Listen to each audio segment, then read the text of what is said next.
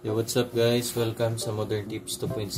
So ngayon ay may bago na naman tayong aayusing printer. Ito ay Epson L3110 galing sa ating customer. So yung issue is dalawa kanina, tumatagas or nagli-leak na yung waste ink tank niya.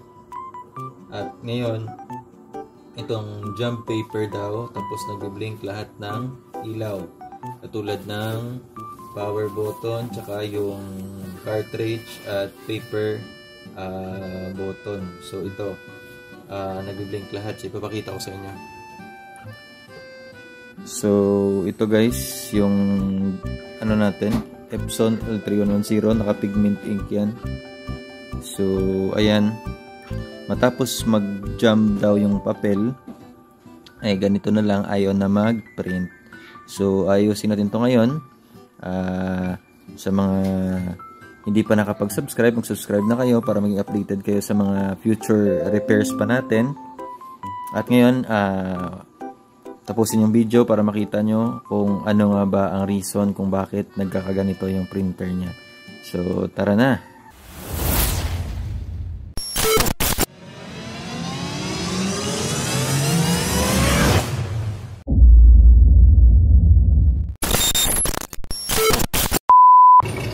So ngayon, bubuksan natin yung printer. I-turn off muna natin. Tapos i-unplug muna natin yung power supply. Kasi kukunin natin yung bandang gilid. Babaklasin natin lahat. Ayan. So turn off na, unplug. Unplug the power supply at yung printer cord. So open natin to. I-close natin to. Tapos baba natin to. Dito sa dalawa merong thread dito, so bubuksan natin yan.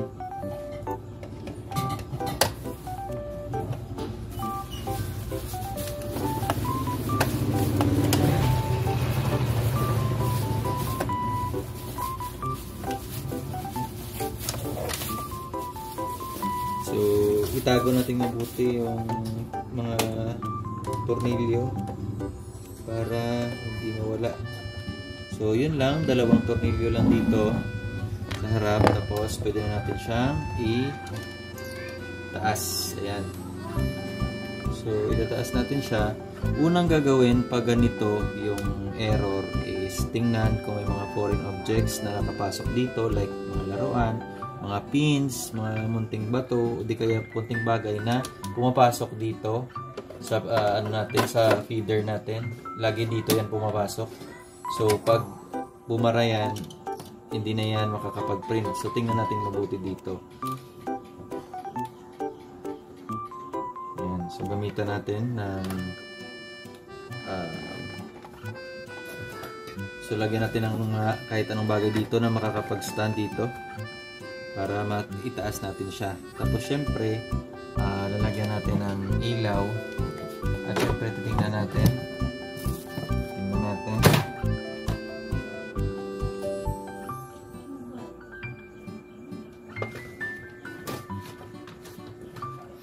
Ayan. So, dito, tingnan natin. So, ito yung printer natin. So, dito sa side na to, wala naman siyang particles. So, gamitin natin ang flashlight. Ayan. Madumi na siya pero wala ka namang makitang particles dyan. Ayan. Wala pa akong nakita. So pag ganito, tingnan natin yung yung cord, yung cable flex ng print head. So alisin natin to. Ayan. So okay naman siya. Pag nagkaganito, hindi naman siya nasisira or hindi naman siya So ibig sabihin okay yan dito na part. So punta na tayo dito sa may gear area. So ikutin natin. Dito natin malalaman kung may foreign object kapag hindi natutuloy yung ikot. So iikot natin to. Ikot natin to papunta doon. Ayan, naiikot ko siya. Ayan. So ibig sabihin walang nakabara doon. Walang foreign object doon. So naiikot naman siya. Try natin pabalik.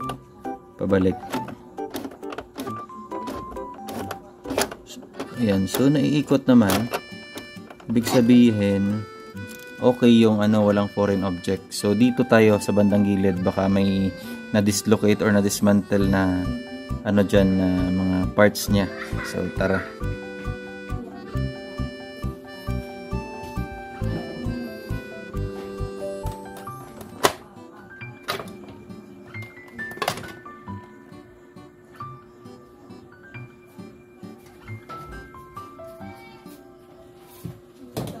Okay, so ito guys, nakita ko na yung problem. So kadalasan kasi ito yung main problem, kaya kahit paano alam ko na kung saan siya nagkakaproblema. So naiikot naman siya, pero yung problem dito is ito yung nagbibigay ng reading dito sa board. So nakukuha na siya, hindi na dumidikit yung adhesive niya. Okay, so una lilinisan muna natin gamit yung tissue tsaka alcohol.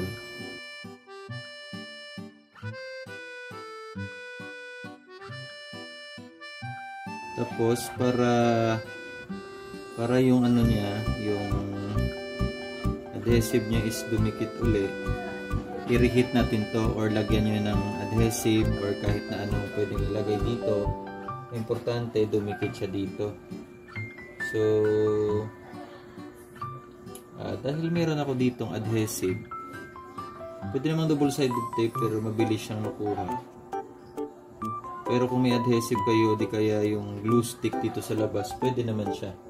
So iikot natin para malaman natin kung paano ilagay.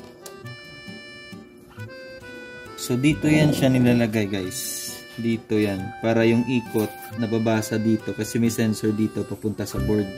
So yan yung problema. So, dapat lagay natin dyan. Dapat madikit talaga sa dyan. Kasi pag di dumikit dito sa gear na to, yung ikot niya hindi sumasama to. So kailangan talaga natin na stable sila. So maglagay tayo dyan ng adhesive. Yan. Maglagay tayo dyan ng adhesive para dumikit siya. Kasi naiikot kasi siya eh. Di nasasama yung gear. Dapat magkasama talaga sila. Hindi yan gagana pag ganun. So lagyan natin dito ng adhesive dito. So sa akin, i-reheat ko na lang to gamit yung heat gun. Pero kung wala, try nyo gumamit ng adhesive.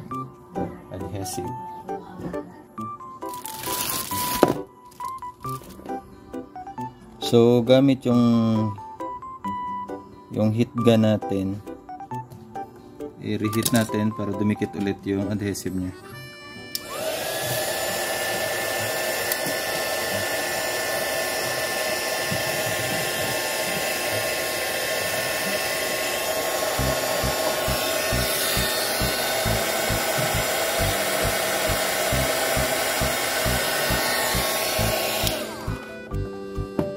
Mabilis lang, ayan. Ano na siya?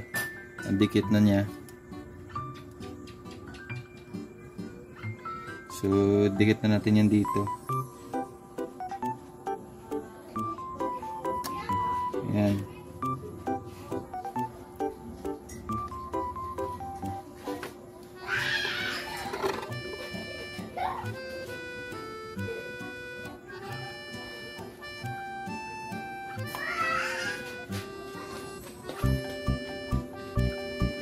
So, idikit nyo lang dyan. Tapos, alayan natin dito ng another glue.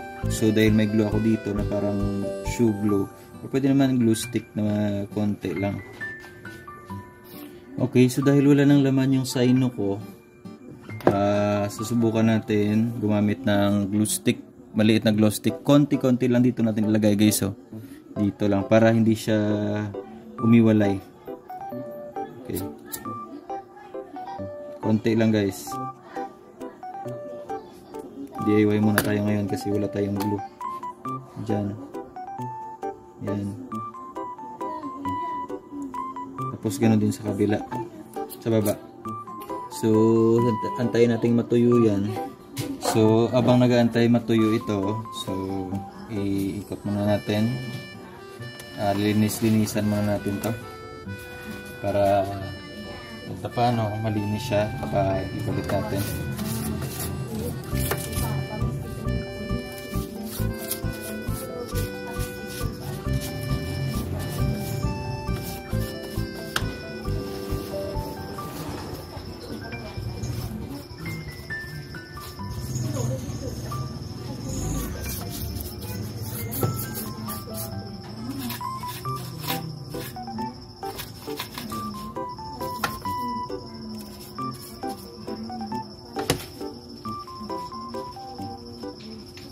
ngayon guys,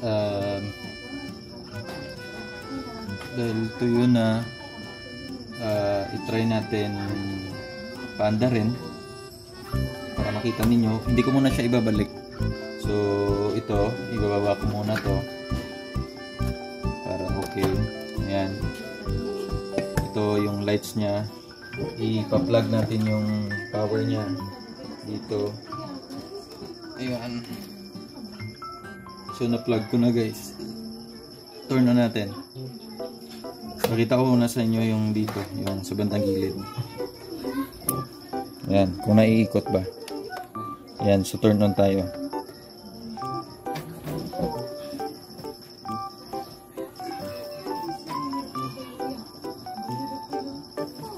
So sana mag-work siya guys,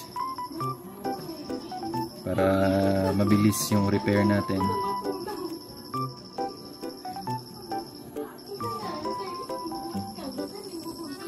Ayan, so nag-i-initialize na siya yung printhead natin. Once nag-steady na to guys, yung green dito, ibig sabihin tapos na siyang mag-cleaning o mag-initialize. At kung hindi na nagbi-blink dito, ibig sabihin solve yung problem natin dito guys. So tingnan natin, ayan, so kung nakikita ninyo, umikot siya. Nakakasabay na siya ngayon.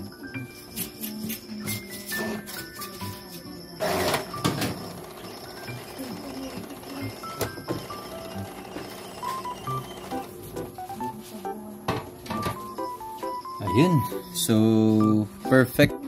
Ito guys, oh, hindi na nag-blink, wala nang blink dito, tapos steady na yung green. Ibig sabihin ready na siya. So ngayon i-try natin to. I-try natin guys.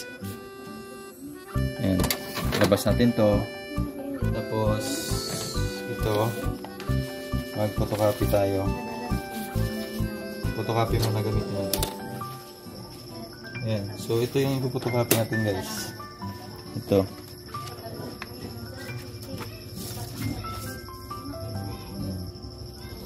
So photocopy tayo, black and white muna.